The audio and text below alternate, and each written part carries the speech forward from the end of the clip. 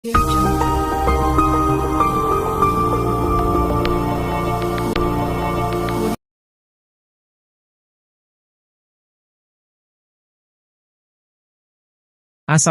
warahmatullahi wabarakatuh.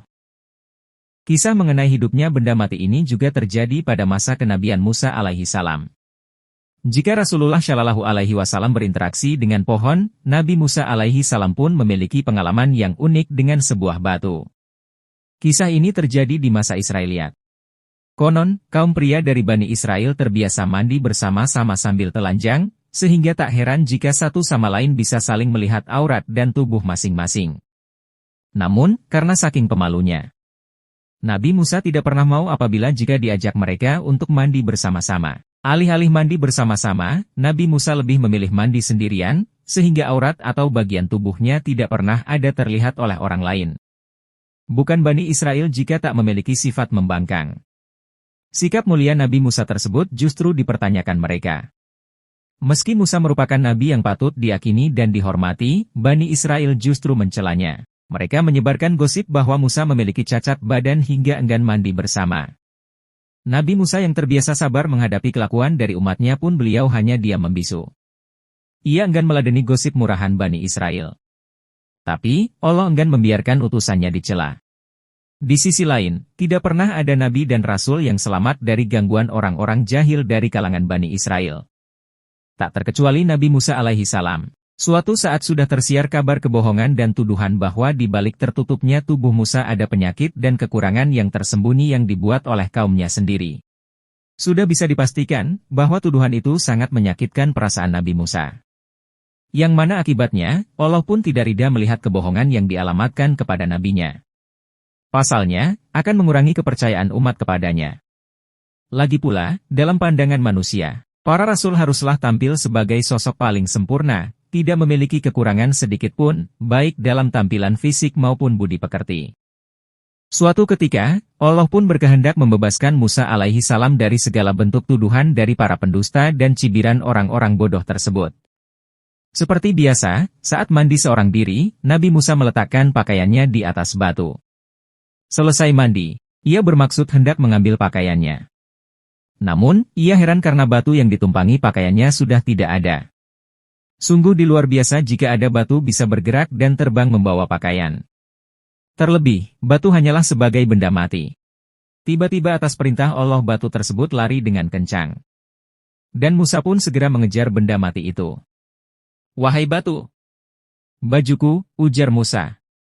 Saat beliau sedang mengejar batu tersebut, Bani Israel melihat beliau mengejarnya. Maka, nyatalah bahwa gosip itu tak benar. Demi Allah tak ada cacat pada Musa, ujar mereka. Setelah Allah menampakkannya, batu tersebut pun berhenti berlari. Nabi Musa segera mengambil pakaiannya dan mengenakannya.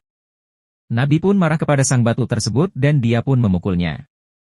Namun, tidak ada yang mustahil jika Allah sudah menghendaki. Atas hikmah dan keagungannya, Allah Maha Kuasa menerbangkan batu yang ditumpangi pakaian Musa dengan cara yang tidak biasa.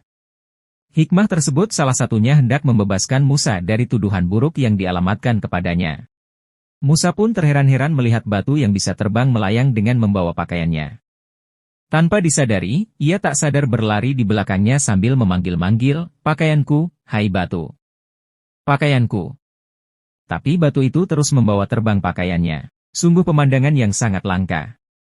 Musa seorang nabi yang sangat pemalu, tiba-tiba berlari telanjang di belakang batu yang membawa pakaiannya.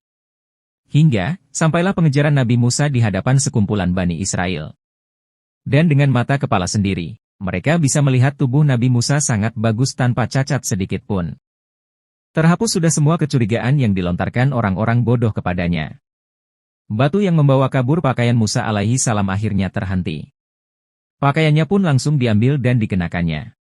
Namun setelah itu, ia mengangkat tongkatnya dan menghadap kepada batu tersebut dengan memukulnya tak berpikir panjang. Nabi Musa memukuli batu tersebut layaknya pukulan orang yang sedang marah kepada orang yang berbuat jahat dan zalim kepada dirinya.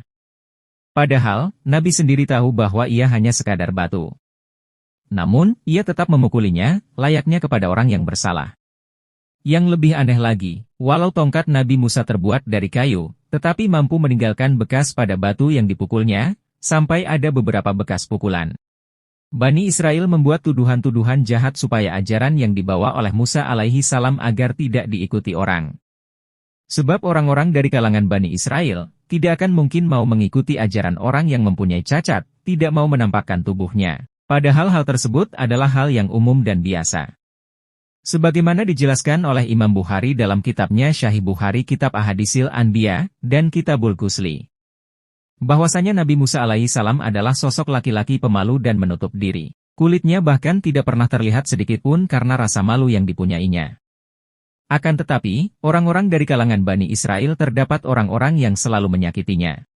Kisah ini juga diceritakan langsung oleh Rasulullah Shallallahu Alaihi Wasallam dalam haditsnya, sebagaimana riwayat Al-Bukhari melalui sahabat Abu Hurairah. Dari Abu Hurairah berkata, Rasulullah bersabda, sesungguhnya Nabi Musa adalah seorang pemuda yang sangat pemalu dan senantiasa badannya tertutup sehingga tidak ada satupun dari bagian badannya yang terbuka karena sangat pemalunya.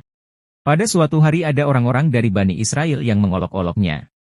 Mereka berkata, sesungguhnya tidaklah dia ini menutupi tubuhnya melainkan karena kulit tubuhnya sangat jelek, bisa jadi karena menderita sakit kusta, bisul atau penyakit-penyakit lainnya. Sungguh Allah ingin membebaskan Nabi Musa dari apa yang mereka katakan terhadap Musa, sehingga pada suatu hari dia mandi sendirian dengan telanjang dan meletakkan pakaiannya di atas batu. Maka mandilah dia dan ketika telah selesai dia beranjak untuk mengambil pakaiannya namun batu itu telah melarikan pakaiannya.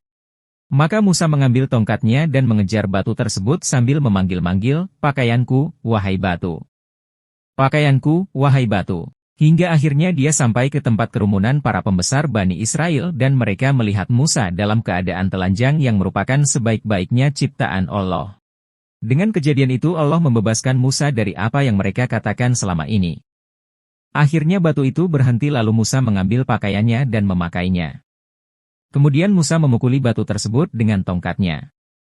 Sungguh demi Allah, batu tersebut masih tampak bekas pukulan Musa, 3, 4 atau 5 pukulan. Inilah di antara kisah Nabi Musa seperti difirmankan Allah Ta'ala, wahai orang-orang beriman janganlah kalian menjadi seperti orang-orang yang mengolok-olok, menyakiti, Musa lalu Allah membersihkannya dari tuduhan-tuduhan yang mereka katakan. Hadis riwayat Al-Bukhari nomor 3404. Kisah ini pun Allah abadikan dalam Al-Quran.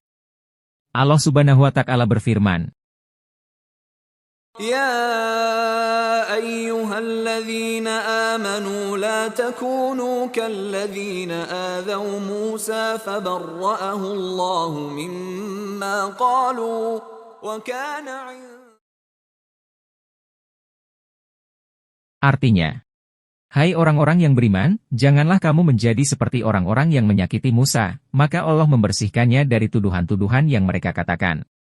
Dan adalah dia seorang yang mempunyai kedudukan terhormat di sisi Allah. Quran Surat Al-Ahzab ayat 69. Para nabi dan rasul adalah orang-orang paling yang sempurna ciptaan dan akhlaknya, karena itu Allah Subhanahu wa Ta'ala memilih orang-orang terbaik dan terpilih untuk memikul risalahnya dan menunaikan amanahnya. Orang-orang terhormat dan pintar dalam kondisi terkejut bisa melakukan sesuatu, di mana mereka melupakan kehormatan dan kepintarannya, seperti kisah Musa alaihi salam yang berlari mengejar di belakang batu dengan telanjang dan memukul batu untuk mendidiknya. Namun hal tersebut adalah salah satu bukti kekuasaan Allah Subhanahu wa Ta'ala yang ditunjukkan kepada mereka yang meragukan utusan-utusannya. Wallahu a'lam bishawab.